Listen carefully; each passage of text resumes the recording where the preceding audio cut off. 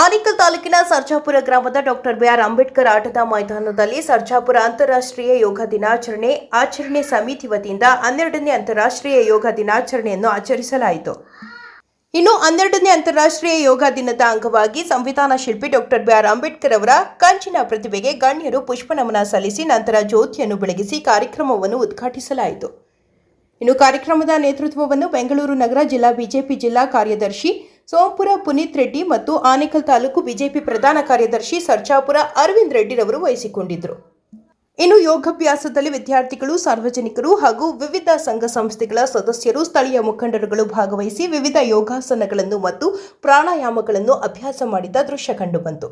ಇನ್ನು ಯೋಗ ಕಾರ್ಯಕ್ರಮವನ್ನು ಎಸ್ಎಸ್ವೈನ ಹರೀಶ್ ರವರು ನಡೆಸಿಕೊಟ್ಟರು. ಇನ್ನು ಕಾರ್ಯಕ್ರಮದಲ್ಲಿ ಕ್ರೀಡಾ ಭಾರತೀಯ ಚಂದ್ರಶೇಖರ್ ಜಾಗೀರ್, ವೈದ್ಯರಾದ ಡಾಕ್ಟರ್ ಯೋಗಾನಂದ, ಸಮಾಜ ಸೇವಕರಾದ ಟಿವಿ ಬಾಬು, ಬಿಜೆಪಿ ಮುಖಂಡರಾದ Murali Krishna, Shamanna Reddy, Gopala Reddy, Narayanaswamy, Ganesh, Anekal taluk residents welfare association ಅಧ್ಯಕ್ಷರಾದ ಕೇಶವ್, ನಿರ್ವಹಣಾ ಯೋಗ ಶಾಲೆಯ ಗುರುಗಳಾದ ಸ್ವಾತಿ, ಶಕ್ತಿ, ರೂಪಾ ಮತ್ತಿತರರು ಹಾಜರಿದ್ದರು.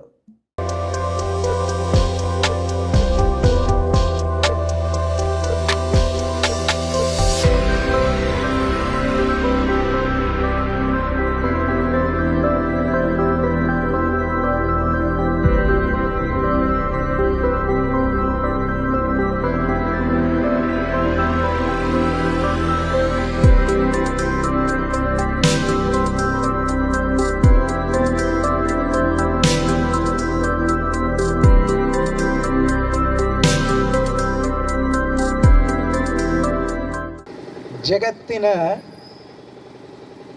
ನೆಮ್ಮದಿಗೆ, ಶಾಂತಿಗೆ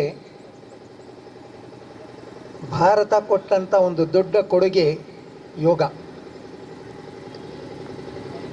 ಮನುಷ್ಯರ ಹಿತವನ್ನೇ ಯಾವಾಗಲೂ ಬಯಸ್ತಾ, ಕೇವಲ ಮನುಷ್ಯರದಷ್ಟೇ ಅಲ್ಲದೆ ಸೃಷ್ಟಿಯ ಸಕಲ ಚರಾಚರ ಜೀವರಾಶಿಗಳು ಇದರ ಜೊತೆಗೆ ಬದುಕೋದು ಹೇಗೆ, ನಾವು ಈ ಸೃಷ್ಟಿಯ ಒಂದು ಭಾಗ ಅನ್ನುವಂಥದ್ದನ್ನು ನಮಗೆ ಅರಿತುಕೊಳ್ಳೋಕ್ಕೆ ಸಹಕಾರವಾಗುವಂಥದ್ದು ಯೋಗ. ಇದನ್ನು ನಮ್ಮ ಋಷಿನ ಕೊಟ್ಟರು. ಅದರಲ್ಲೂ ವಿಶೇಷವಾಗಿ ನಾವು ಮಹರ್ಷಿ ಪತಂಜಲಿಯನ್ನು ಯಾವಾಗಲೂ ಸ್ಮರಿಸ್ಕೋತೀವಿ. ಯೋಗದ ಸಾಧಕರು, ಅಭ್ಯಾಸಿಗಳೆಲ್ಲ ಅಭ್ಯಾಸ ಮಾಡುವಾಗ ಪ್ರತಿ ಸಮಯದಲ್ಲೂ ಯೋಗೇನ ಚಿತ್ತಸ್ಯ ಪದೇನ ವಾಚ ಹೇಳ್ತಾ ಪತಂಜಲಿ ಮಹರ್ಷಿಗೆ ನಮಿಸಿ ನಮ್ಮ ಸಾಧನೆಯನ್ನು ನಾವು ಮಾಡ್ತಾ ಹೋಗ್ತೀವಿ. ಆಗಿನಿಂದ ಹಿಡಿದು ಈಗಿನವರೆಗೆ ಈ ಒಂದು ಅಪೂರ್ವವಾದ ಜ್ಞಾನ ಸಂಪತ್ತನ್ನು ಪೀಳಿಗೆಯಿಂದ ಪೀಳಿಗೆಗೆ ತೆಗೆದುಕೊಂಡು ಹೋಗಿ ಮುಂದಕ್ಕೆ ಕೊಡೋಕ್ಕೆ ಈ ದೇಶದಲ್ಲಿ ಲಕ್ಷಾಂತರ ಜನ ಸಾಧನೆಯನ್ನು ಮಾಡ್ತಾ ಬಂದಿದ್ದಾರೆ. ಈ ಜ್ಞಾನ ಪೀಳಿಗೆಯಿಂದ ಪೀಳಿಗೆಗೆ ಹರಕೊಂಬಂದಿದೆ. ಇತ್ತೀಚಿನ ದಿನಗಳ ಕೆಲವು ಪ್ರಮುಖರನ್ನು ನಾವು ಸ್ಮರಣೆ ಮಾಡ್ಕೋಬೇಕು ಅಂದರೆ, ನಮ್ಮದೇ ಈ ಮೈಸೂರು ಸಂಸ್ಥಾನದ ಆಸ್ಥಾನದ ಯೋಗಾಚಾರ್ಯರಾಗಿ ಕೆಲಸ ಮಾಡಿದಂಥ ಕೃಷ್ಣಮಾಚಾರ್ಯವರು ಇಂದು ಅಂತಾರಾಷ್ಟ್ರೀಯ ಯೋಗ ದಿನಾಚರಣೆ ಈ ಒಂದು ಸಂದರ್ಭದಲ್ಲಿ ಇಷ್ಟು ಜನರ ಮಧ್ಯೆ ಸರ್ಜಾಪುರದಲ್ಲಿ ಇರಬೇಕಾದ್ರೆ ನಿಜವಾಗ್ಲೂ ಖುಷಿ ಆಗುತ್ತೆ. ಯೋಗ ಅನ್ನೋದು ನಮ್ಮ ದೇಶ ಇದೊಂದು ಮಹಾನ್ ಕೊಡುಗೆ ಪ್ರಪಂಚಕ್ಕೆ ಕೊಟ್ಟಿರೋದು. ಎಷ್ಟೋ ಸಾವಿರ ವರ್ಷಗಳ ಹಿಂದೆ ಶುರುವಾಗಿ ನಮ್ಮ ದೇಶದಲ್ಲಿ ಶುರುವಾಗಿರುವಂಥದ್ದು ಈಗ ವಿಶ್ವದಾದ್ಯಂತ ಕೋಟ್ಯಾಂತರ ಜನರ ಒಂದು ದಿನಚರಿ, ಅದು ಒಂದು ಭಾಗ ಆಗಿದೆ. ಈಗ ನೋಡಿ, ಈ ಸಾಂಕ್ರಾಮಿಕ ರೋಗಗಳಂತೀವಲ್ಲ, ಮುಂಚೆ ಎಲ್ಲ ನೀರಿಂದ ಬರ್ತಾ ಇರೋ ಕಾಲರ ಅಂತ ಇಂಥವು ಅವೆಲ್ಲ ಕಡಿಮೆ ಆಗ್ತಾ ಇದೆ. ಈ ನಾನ್ ಕಮ್ಯುನಿಕೇಬಲ್ ಡಿಸೀಸಸ್ ಅಂತೀವಿ, ಅಂದರೆ ಜೀವನ ಶೈಲಿಗೆ ಸಂಬಂಧಪಟ್ಟಿರೋ ಅಂಥ ಕಾಯಿಲೆಗಳು, ತೊಂದರೆಗಳು ಜಾಸ್ತಿ ಆಗ್ತಾ ಇದೆ. ಯಾಕಂದರೆ ಒಂದು ವೇಗವಾಗಿರೋ ಒಂದು ಜೀವನ ಶೈಲಿ ಬದಲಾವಣೆ ಆಗ್ತಾ ಇದೆ. ಸೊ ಹಾಗಾಗಿ ಮಧುಮೇಹ, ಶುಗರು, ಕೊಲೆಸ್ಟ್ರಾಲು, ಬ್ಲಡ್ ಪ್ರೆಷರು, ಮಾನಸಿಕ ಆರೋಗ್ಯ ಸರಿ ಇಲ್ಲ, ಒತ್ತಡ, ಫ್ಯಾಟಿ ಲಿವರು, ಹಲವಾರು ಗ್ಯಾಸ್ಟ್ರೋ ಇಂಟೆಸ್ಟೈನಲ್ ಜೀರ್ಣಕ್ರಿಯೆ ಸಮಸ್ಯೆಗಳು ಮಕ್ಕಳು, ಯುವಕರು, ತುಂಬ ಯಂಗ್ಸ್ಟರ್ಸಲ್ಲಿ ಶುರು ಆಗ್ತಾ ಇದೆ. ಸೊ ಎಷ್ಟೊಂದು ಜನ, ಈಗ ನಾನು ಡೈಲಿ ಗ್ಯಾಸ್ಟ್ರೆಂಟ್ರಾಲಜಿ ನಮ್ಮ ಆಸ್ಪತ್ರೆಯಲ್ಲಿ ನೋಡ್ತಾ ಇರ್ತೀನಿ, ಕೆಲವರೆಲ್ಲ ಬಂದು ನನ್ನ ಸಮಸ್ಯೆಗೆ ಮೂಲ ಕಾರಣ ಏನು ಸರ್, ಆರೋಗ್ಯನ ನಾನು ಯಾವ ಥರ ಉತ್ತಮಪಡಿಸ್ಕೊಬೇಕು ಅಂತ ಕೇಳ್ತಾ ಇರ್ತಾರೆ. ಆರೋಗ್ಯನ ಉತ್ತಮಪಡಿಸ್ಕೊಳ್ಳೋದು ಹಾಸ್ಪಿಟ್ಲಲ್ಲ, ಮನೆಯಲ್ಲಿ ಏನು ಆಹಾರ ತಿಂತಾ ಇದ್ದೀವಿ, ಎಷ್ಟು ತಿಂತಾ ಇದ್ದೀವಿ, ಯಾವ ಟೈಮಲ್ಲಿ ತಿಂತಾ ಇದ್ದೀವಿ, ಎಷ್ಟು ವ್ಯಾಯಾಮ ಇದೆ ನಮಗೆ, ನಿದ್ದೆ ಯಾವ ಥರ ಇದೆ, ಮಾನಸಿಕ ಒಂದು ಒತ್ತಡ ಇನ್ನೊಂದು ಮತ್ತೊಂದನ್ನು ಯಾವ ಥರ ನಿಭಾಯಿಸ್ತಾ ಇದ್ದೀವಿ. ಸೊ ಇವೆಲ್ಲ ಈಗ ಇತ್ತೀಚಿನ ಒಂದು ಫಾಸ್ಟ್ ಮೂವಿಂಗ್ ಲೈಫಲ್ಲಿ ಒಂಥರ ಬದಲಾವಣೆ ಆಗ್ತಾ ಇದೆ. ಸೊ ಇದನ್ನು ನಮ್ಮ ಜೀವನ ಶೈಲಿ, ಆಹಾರ ಪದ್ಧತಿ ಅನ್ನೋದಿದೆಯಲ್ಲ, ಇಡೀ ನಮ್ಮ ಶರೀರದ ಒಂದು ಆರೋಗ್ಯನ ನಿರ್ಧಾರ ಮಾಡುತ್ತೆ. ಇಲ್ಲಿ ಯೋಗದ ಒಂದು ಮಹತ್ವ ಅನ್ನೋದು ಬರುತ್ತೆ. ಯೋಗ ಅಂದರೆ ಒಂದು ಫಿಸಿಕಲ್ ಎಕ್ಸಸೈಸು, ಬರೀ ಒಂದು ವ್ಯಾಯಾಮ ಅಲ್ಲ ಅದು. ಯೋಗ ಅಂದರೆ ನಮ್ಮ ಒಂದು ದೈಹಿಕ, ಮಾನಸಿಕ ಆರೋಗ್ಯ ಮತ್ತು ನಮ್ಮ ಒಂದು ಉಸಿರಾಟ, ಇದರ ಎಲ್ಲದರ ಒಂದು ಸಮತೋಲನ, ಒಂದು ಬ್ಯಾಲೆನ್ಸ್ ಅದು. ಯೋಗ ನಮಗೆ ಒಂದು ಡಿಸಿಪ್ಲಿನ್, ಶಿಸ್ತನ್ನೋದು ಕಲಿಸುತ್ತೆ.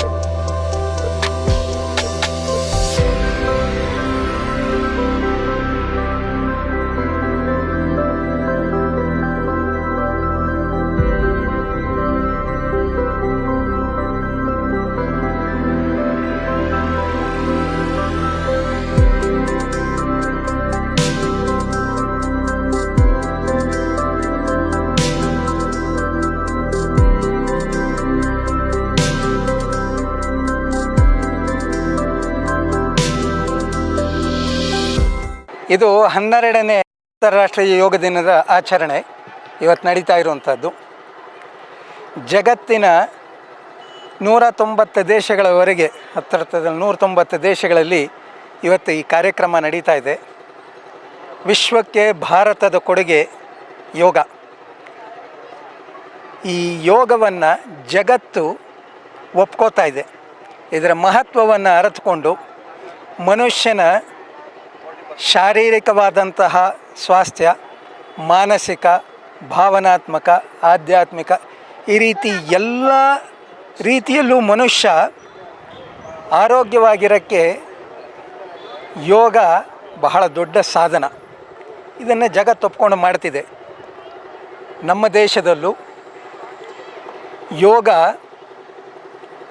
ಪ್ರತಿ ಗ್ರಾಮದಲ್ಲೂ ಮಾಡ್ತಾ ಇರುವಂಥವ್ರು ನಮಗೆ ಸಿಗ್ತಾರೆ.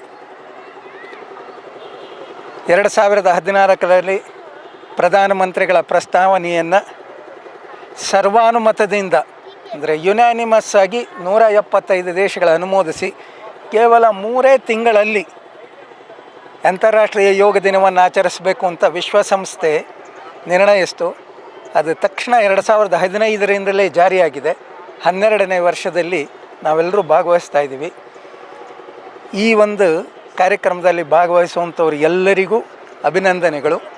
ಯೋಗವನ್ನು ನಮ್ಮ ಜೀವನದ ಒಂದು ಭಾಗವಾಗಿ ಇಟ್ಕೊಂಡು ಪ್ರತಿನಿತ್ಯ ಒಂದು ಸ್ವಲ್ಪ ಸಮಯ ಆಸನ ಪ್ರಾಣಾಯಾಮಗಳಿಗೋಸ್ಕರ ನಾವು ತೆಗೆದಿಟ್ಟು ಅಭ್ಯಾಸ ಮಾಡ್ತಾ ಎಲ್ಲರೂ ಆರೋಗ್ಯವಾಗಿದ್ದು ಒಂದು ಸ್ವಸ್ಥ ಸಮಾಜ ಅಂದರೆ ಸಮರ್ಥವಾದ ಭಾರತ, ಇದರ ನಿರ್ಮಾಣ ಮಾಡೋಕ್ಕೆ ನಾವೆಲ್ಲರೂ ಪ್ರಯತ್ನ ಮಾಡೋಕ್ಕೆ ಈ ದಿನದ ಒಂದು ಸಂಕಲ್ಪ ಆಗಬೇಕು ಅನ್ನುವಂಥದ್ದು ನನ್ನ ವಿನಂತಿ. ನಮಸ್ಕಾರ.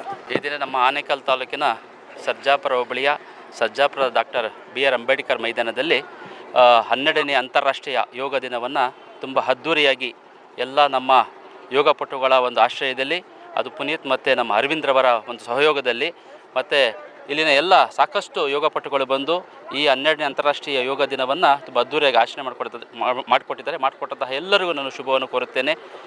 ಏಕೆಂದರೆ ಈ ದಿನಮಾನಗಳಲ್ಲಿ ಯೋಗವನ್ನು ಮಾಡುವುದರಿಂದ ರೋಗಮುಕ್ತರಾಗಿ ಉತ್ತಮ ಜೀವನವನ್ನು ಮಾಡುವುದಕ್ಕೆ ನಮ್ಮ ಮೋದಿಜಿಯವರು ಏನು ಕರೆ ಕೊಟ್ಟಿದ್ದಾರೋ, ಈ ಒಂದು ಕರೆಯಿಂದಾಗಿ ಸುಮಾರು 190 ದೇಶಗಳಲ್ಲಿ 170 ದೇಶಗಳು ಈ ಒಂದು ದಿನವನ್ನು ಆಚರಣೆ ಮಾಡ್ತಿದ್ದಾರೆ. ಹಾಗಾಗಿ ನಾವೆಲ್ಲರೂ ಸಹ ಅವರೊಂದು ಕರೆಗೆ ಹೋಗೊಟ್ಟು ಮತ್ತು ನಮ್ಮ ಆತ್ಮಕ್ಕೆ, ನಮ್ಮ ಒಂದು ಮನಸ್ಸಿಗೆ ಒಂದು ಒಳ್ಳೆಯದಾಗಬೇಕು ಅಂದರೆ ನಾವು ದಿನ ಯೋಗ ಮಾಡಬೇಕು. ಆ ಯೋಗ ನಮ್ಮ ಮನಸ್ಸಿಗೆ ಮತ್ತು ದೇಹಕ್ಕೆ ಒಳ್ಳೆಯ ಮೃದವನ್ನು ಕೊಡುತ್ತೆ, ಒಳ್ಳೆಯ ಒಂದು ಆರೋಗ್ಯವನ್ನು ಕೊಡುತ್ತೆ ಅಂತ ಹೇಳ್ತಾ ಎಲ್ಲರಿಗೂ 12ನೇ ಅಂತಾರಾಷ್ಟ್ರೀಯ ಹಬ್ಬದ ಶುಭಾಶಯಗಳನ್ನು ಕೊಡ್ತಾ ಎಲ್ಲರಿಗೂ ಒಳ್ಳೆಯದಾಗಲಿ ಅಂತ ಬಯಸ್ತೇನೆ. ಜೈ ಹಿಂದ್, ಜೈ ಕರ್ನಾಟಕ ಮಾತು. 12ನೇ ವರ್ಷದ ಯೋಗ ದಿನಾಚರಣೆಯನ್ನು ಮಾನ್ಯ ನರೇಂದ್ರ ಮೋದಿಯವರು ಕೋಲ್ಕತ್ತಾದ ಕೆಂಪು ರಸ್ತೆಯಲ್ಲಿ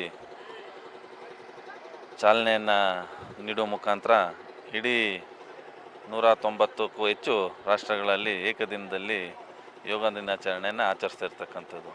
ಈಗಾಗಲೇ ನಮ್ಮ ಚಂದ್ರಶೇಖರ್ ಜಿಗಳವರು ಹೇಳ್ದಂಗೆ ಮಾನ್ಯ ನರೇಂದ್ರ ಮೋದಿಯವರು ನಮ್ಮ ಪ್ರಾಚೀನದ ಯೋಗ ಇದನ್ನು ಇಡೀ ವಿಶ್ವಕ್ಕೂ ತಿಳಿಸ್ಬೇಕು ಅಂತೇಳಿ ವಿಶ್ವಸಂಸ್ಥೆಯಲ್ಲಿ ಪ್ರಸ್ತಾವನೆ ನೀಡಿದಾಗ ಎಲ್ಲ ರಾಷ್ಟ್ರಗಳು ಒಕ್ಕೊರಳಿನಿಂದ 175ಕ್ಕೂ ಹೆಚ್ಚು ರಾಷ್ಟ್ರಗಳು ಏಕಕಾಲದಲ್ಲಿ ಅದಕ್ಕೆ ಒಪ್ಪಿಗೆಯನ್ನು ನೀಡಿ, ತದನಂತರದಲ್ಲಿ ಇದೇ ಜೂನ್ 21ನೇ ತಾರೀಕಿನಲ್ಲಿ ಇಡೀ ರಾಷ್ಟ್ರ ಯೋಗ ದಿನಾಚರಣೆ ಆಚರಿಸಲಿಕ್ಕೆ ಬಂದಿತ್ತು. ಇದು 12ನೇ ವರ್ಷದ ಆಚರಣೆ. ಇದೇ ಸಂದರ್ಭದಲ್ಲಿ ಪ್ರತಿ ವರ್ಷದಂತೆ ಈ ವರ್ಷವೂ ಸಹ ಸರ್ಜಾಪುರದಲ್ಲಿ 12ನೇ ವರ್ಷದ ಆಚರಣೆಯನ್ನು ಹಮ್ಮಿಕೊಂಡಿದ್ದೀವಿ.